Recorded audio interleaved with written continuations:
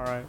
So another thing I wanted to speak to is that I really started to build good relationships with my distributors in China. The first guy that I dealt with was a cool young man. His name was Jan. However, Gloria is the second person that I started working with. And I developed more of a conversational relationship with her. And it was via email. Like I said, she became almost like my pen pal. We would compare notes about culture and how things were there in her city. And I would tell her about certain things in America. But you know what surprised me the most is I really didn't have to tell her much about America. She knew a lot about the American culture. She knew what was going on in the news.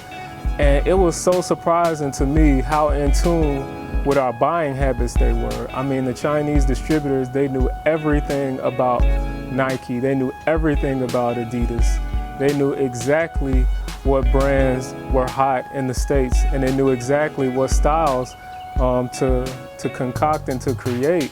So as I started to see how knowledgeable they were about our culture, it really surprised me. And this is something that really brought it truly to my attention and how much they had to offer us and how little we have to offer them in sales. So what happened was I started asking about different materials and merchandise that she could get access to sell, because I was curious about other things outside of shoes and clothing. So she told me about electronics. She even offered cigarettes and some medical supplements that she had access to. I didn't want to touch that. I left the cigarettes and the supplements alone. However, I was interested in the electronics, so I started asking her more questions about cell phones, headphones, and things like that. So what I did is I said, well, you offer me so many different things. Is there something here in America where maybe I could make a trade to you for? And she literally said, no, there's nothing in America that could be manufactured that we don't produce here in China. And that was really an eye-opener.